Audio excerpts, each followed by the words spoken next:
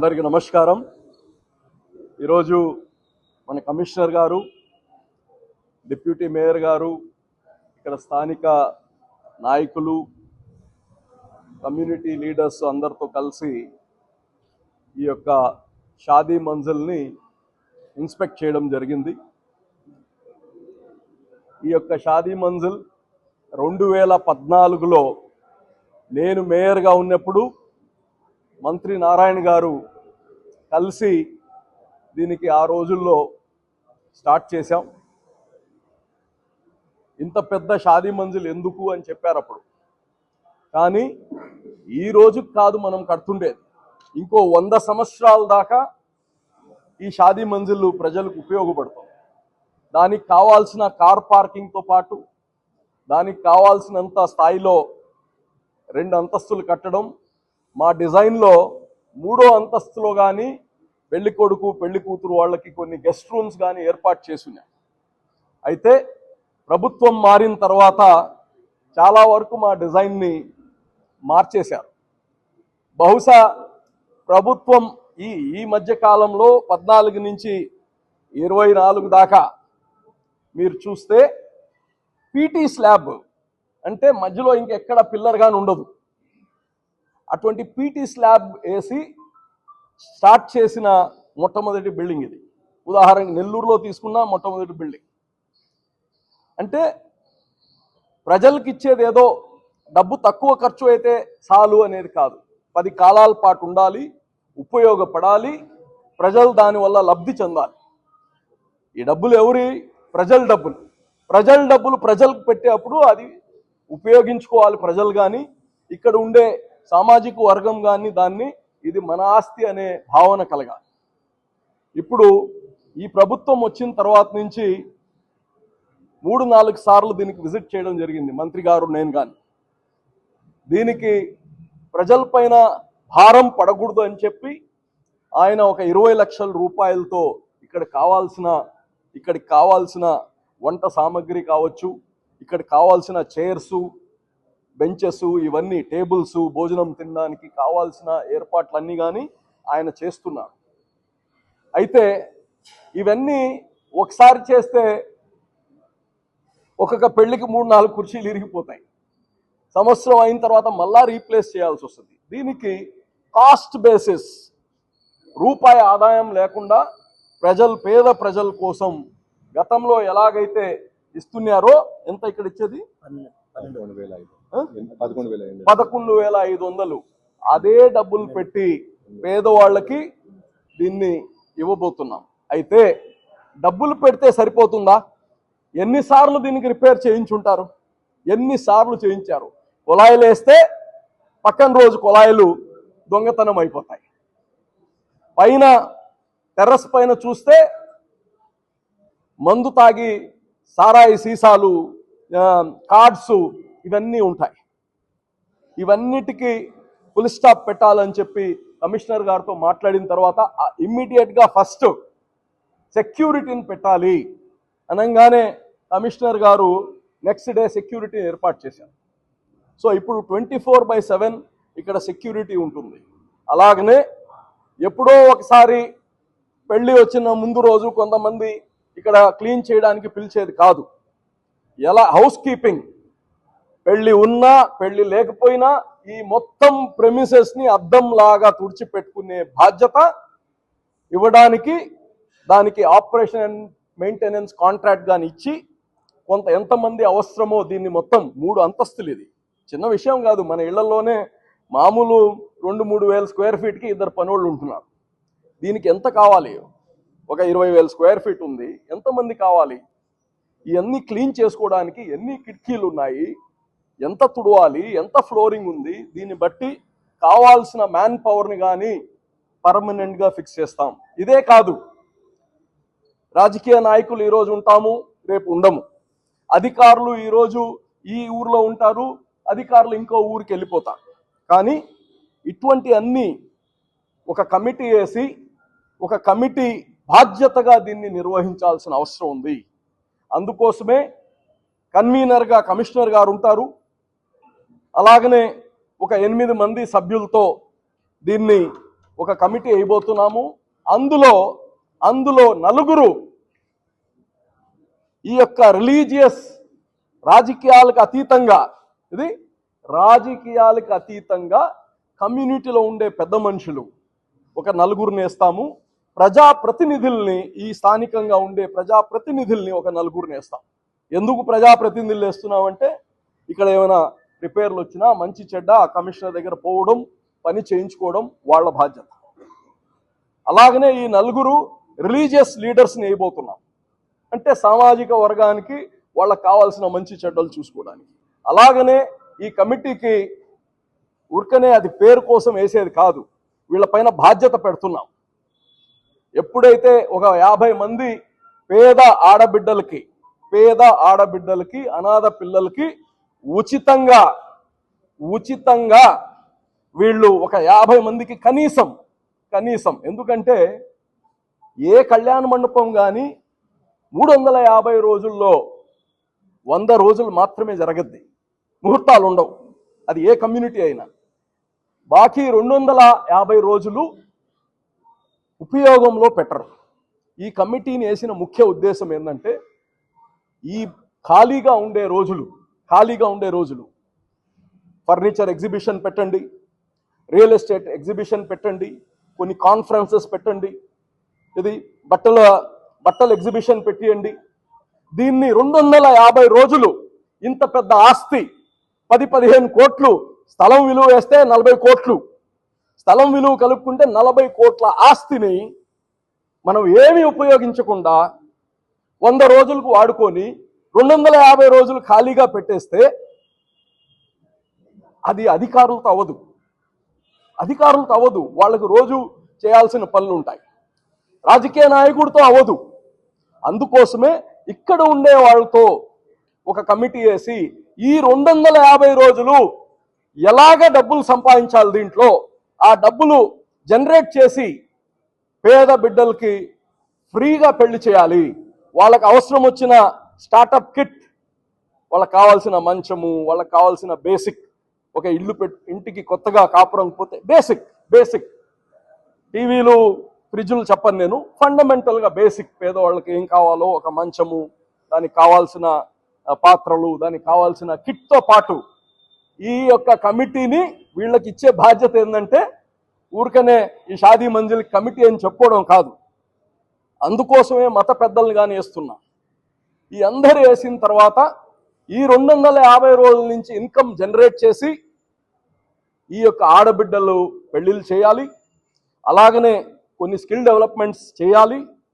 పేద పిల్లలకి కావాల్సిన చిన్న సమాజం ఆస్తి ఇచ్చిన తర్వాత ఆస్తి సమాజానికి మళ్ళా పనికొచ్చేటట్టు చేయాలి.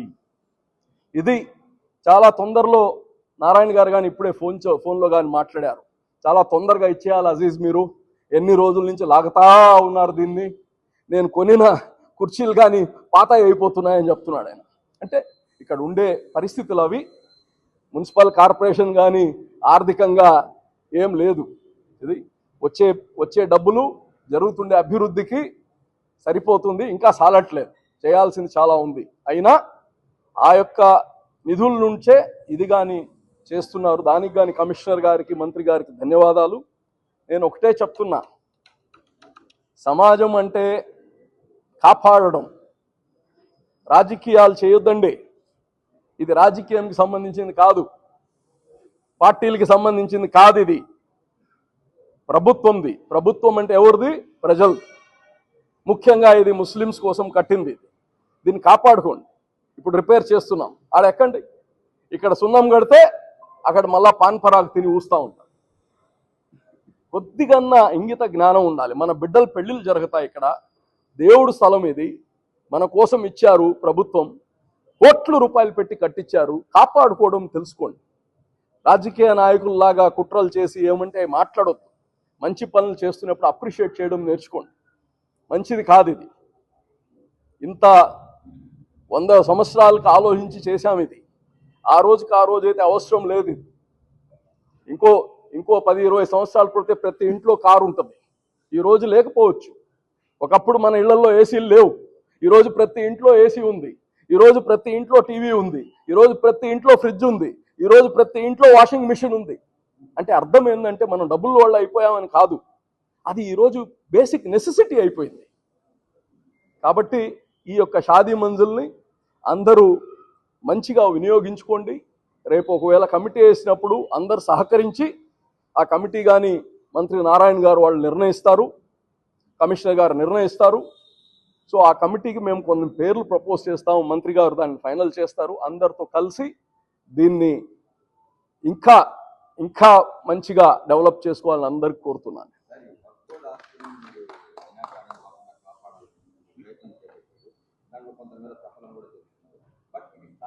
స్థానిక ప్రజలను సంప్రదించడం లేదు, వాళ్ళకి కావాల్సిన అవసరాలని మీరు పట్టించుకోకుండా ఏకఛత్రాధిపత్యంగా వ్యవహరిస్తున్నారని. నేను చాలా బాధపడుతున్నానండి. ఈరోజు మీ అందరికి చెప్పాల్సిన అంటే నేను ఒక వక్ఫ్ ఆస్తిని కాపాడడానికి వక్ఫ్ అధికారులు ప్లస్ రెవెన్యూ అధికారులు కలిసి సర్వే చేశారు. ఎందుకు సర్వే చేశారంటే ఏదైతే జామియా మసీద్కి దానికి 2 ముతవల్లీలు ఉన్నారండి.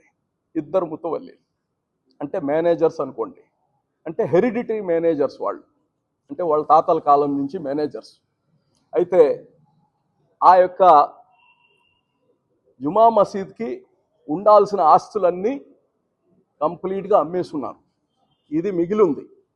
ఇది అయితే మీరు ఇక్కడ ఉండే ప్రజలందరికీ కానీ తెలియచేస్తున్నా, వారం రోజుల ముందు మీరు పేపర్లు చూస్తే ముతువల్లికి సస్పెండ్ చేశారు అని న్యూస్ పేపర్లో వచ్చింది.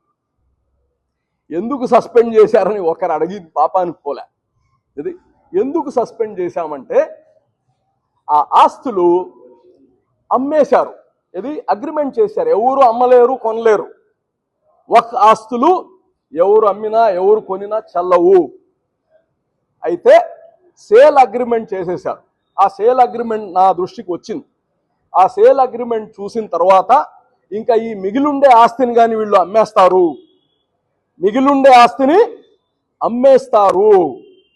ఇప్పుడు అక్కడ అడవిలాగా 10 అడుగులు 15 అడుగులు చెట్లు వచ్చేస్తున్నాయి. ఎవరు ఎక్కడొస్తారు మనకు తెలియదు. అయితే వక్ఫ్ ఆస్తులన్నీ వక్ఫ్ బోర్డు పర్యవేక్షణలో ఉన్నా అక్కడక్కడ కమిటీలు, అక్కడక్కడ స్థానిక ముతవల్లీలు దాన్ని కాపాడుకోవాల్సిన బాధ్యత. ఇప్పుడు ఉన్నట్టు ఉండి దీనిపైన ఎందుకు ఇది చేయాల్సి వచ్చిందంటే ఆ యొక్క జామియా మసీద్ ముతవల్లిని అమ్మాడని, ఎంతగా అమ్మాడు అవన్నీ నేను సేల్ అగ్రిమెంట్లో ఉన్నాయి. ఆ సేల్ డాక్యుమెంట్ మాకు కాపీ వచ్చింది. కాబట్టి ఆ ముతువల్లిని సస్పెండ్ చేస్తూ మిగిలిండే ఆస్తిని ఇప్పుడు కాపాడకపోతే నాకు 10,000 ఇన్స్టిట్యూషన్స్ ఉన్నాయండి. రోజుకు ఒక ఇన్స్టిట్యూషన్ చూసినా నా సమయం అయిపోద్ది. ఇది 10,000 ఇన్స్టిట్యూషన్స్ ఉంటే రోజుకు ఒక ఇన్స్టిట్యూషన్ పేరు తీసి ఏందని చూస్తే నాకు ప్రభుత్వం ఇచ్చిన సమయం పూర్తయిపోతుంది. ఈరోజు అన్యాక్రాంతం కాకుండా ఇప్పటికే ఒక 4 అంతస్తుల బిల్డింగ్ లోపలికి వచ్చేసింది. 4 అంతస్తుల బిల్డింగ్ లోపల వచ్చేసింది. ఏం చేయాలి ఇప్పుడు? పగలగొట్టగలుగుతావా? మీరందరూ వచ్చి పగలగొడతారా? ఇది కాపాడడం నా బాధ్యత, అర్థం చేసుకోండి. అయితే ఇక్కడ ఏం చేయాలనేది ఇప్పుడు కాదు. నేను చెప్పిన మాట దీన్ని ఇప్పుడు ఏం చేయాలనేది ఇప్పుడు కాదు. ముందు సర్వే అవనండి, తర్వాత దాని నిధులన్నీ చూసుకున్న తర్వాత ఏం చేయాలో దాన్ని చేస్తాం. కొంతమంది మసీద్ కావాలంటారు, మంచిది. కొంతమంది స్కూల్ కావాలి, మంచిది. కొంతమంది ఇంకోటి కావాలి, మంచిది. అన్నీ మంచిగా అడుగుతున్నారు. ఎలా చేయాలి, ఎప్పుడు స్టార్ట్ చేయాలనేది చూడాల్సిన అవసరం. నేను వక్ఫ్ బోర్డ్ చైర్మన్గా అక్కడ వచ్చి ఈయన ఒకటి అడిగితే ఓకే అని చెప్పి, పేపర్ ఒక ఆయన అడిగితే ఓకే చెప్పేసి రేపు చేయాలి కదా, నిధులు ఏర్పాటు చేసుకోవాలి కదా. సో మీరు అందరూ అర్థం చేసుకోవాల్సింది ఆ స్థలాన్ని ఇదే కాదు ఇప్పుడే నిన్న మొన్న నెల్లూరులో ఇంకా సర్వేలు జరుగుతున్నాయి. పొట్టేపాళ్యంకి ఇరగాళ్ళమ్మ గుడికి మధ్యలో 4.5 ఎకరా నిన్న తీసాం. ఇంకో మసీద్ అత్తరా మసీద్ అని చెప్పి, ఇది అత్తరా మసీద్ అని చెప్పి 4.5 ఎకరా, ఇంకా పూర్తి డీటెయిల్స్ వస్తున్నాయి. అక్కడ స్థానికులు కానీ నాన్ ముస్లిమ్స్ అక్కడ స్థానికులు దేవుడు ఆస్తులండి కాపాడాలని ముందుకు వచ్చారు. ఇది నాన్ ముస్లిమ్స్ కాపాడడానికి ముందుకు వచ్చారు. ఈ రోజుకి ఆ మసీదు వాళ్ళు రాలే, ఈ రోజుకి ఆ స్థలం దగ్గరికి మసీదు వాళ్ళు రాలేదు. ఇప్పుడు ఎవరు వచ్చినా రాకపోయినా దాన్ని కాపాడాల్సిన బాధ్యత నాది, ప్రభుత్వాంది. ఈరోజు ఇక్కడే కాదు, కర్నూల్లో ఎక్కడెక్కడైతే ఖాళీ స్థలాలు ఉన్నాయో, కోర్టు కేసులు లేని స్థలాలు ఉన్నాయో, ఎందుకు దీనికి చేయడం జరిగింది? కోర్టు కేసులు లేవు, క్లీన్గా ఉంది. ఇమ్మీడియట్గా క్లీన్గా అంటే నేను చెప్పేది దీంట్లో లేకుండా, ఇష్యూస్ లేకుండా, లిటిగేషన్స్ లేకుండా ఉంది. లిటిగేషన్ లేకుండా ఉండేది కాపాడుకోవాలి. ఇప్పుడు చాలా ఉన్నాయి స్థలాలు, మాగుంట లేఅవుట్లో స్థలాలు ఉన్నాయి, కోర్టు లిటిగేషన్స్. జేకే రెడ్డి ఇల్లు కాడి నుంచి ఉండే స్థలం మొత్తం ఒక బోర్డుది, కోర్టు లిటిగేషన్స్ ఉన్నాయి. అక్కడ పోయి నేను పంచి వేయలేదు. ఆ రోజు కానీ వస్తుంది, కోర్టులో పోరాడుతున్నాం. ఇది ఇప్పుడు కేసులు కాదండి, ఇప్పుడు కేసులు కాదు, 1983 కేసులు, 1983 కేసులు, 40 సంవత్సరాల ముందు కేసులు. ఈ రోజు కానీ పోరాడుతున్నాం, సుప్రీంకోర్టులో పోరాడుతున్నాం. తమాషాలు అయిపోయింది మాట్లాడడం టీవీల ముందుకు వచ్చి. ఒక్కడున్నారా కాపాడినోడు? దేవుడు పేరు చెప్పడం, సమాజం పేరు చెప్పడం, వైఎస్ఆర్సీపీ వాళ్ళకి ఇది ఒక నాటకాలు అయిపోయింది. నిన్న చూసారా, ఎవరైతే అక్కడ వచ్చి మా భూమి అన్నారు, అందరూ భూమి కోసం కొట్టుకొని మర్డర్లు చేసుకొని తిండి, మీ టీవీ వీడియోలు తిండి.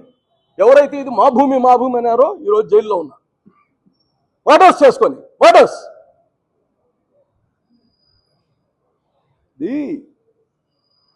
అందరూ రాజకీయాలు పక్కన పెట్టి దేవుడు పని జాగ్రత్తగా చేయండి. అలా చెప్తున్నా, ఈ ఖండంలో శ్వాస ఉండేదాకా ఒక్క అంగుళం భూమి ఈ పార్టీ ఆ పార్టీ బంధువులు స్నేహితులు నా దగ్గర పనికిరావు. ఐఎమ్ టెల్లింగ్ యూ, ప్రతిరోజు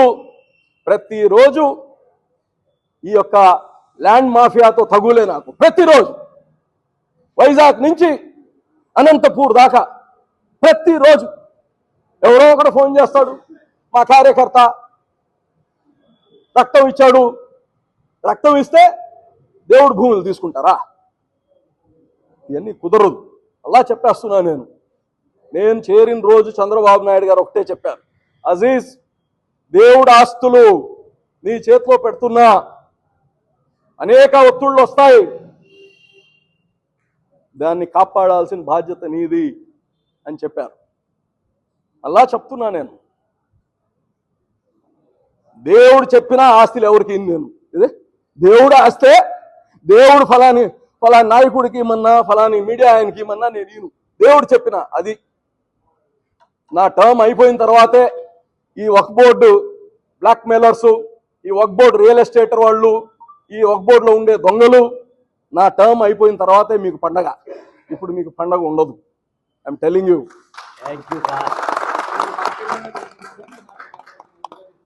ఎవరైతే దీనికి విభేదిస్తున్నారో ఇది ప్రభుత్వాన్ని విభేదించినట్టు అర్థమైందా?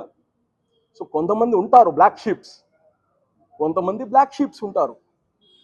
అందరూ 100కు 100 మంది కడిగిన ముత్యాలు ఉంటే ఇంకెందుకు మీ సమాజం, మన సమాజం ఎందుకు ఇట్టుంటుంది? మన దగ్గర ఉన్నారు బ్లాక్ షీప్స్ ఉంటారు. బ్లాక్ షీప్స్కి ఎక్కడ వాతలేయాలో అది కానీ వేస్తాం. ఇది ఎవరిని వదిలిపెట్టేది లేదు.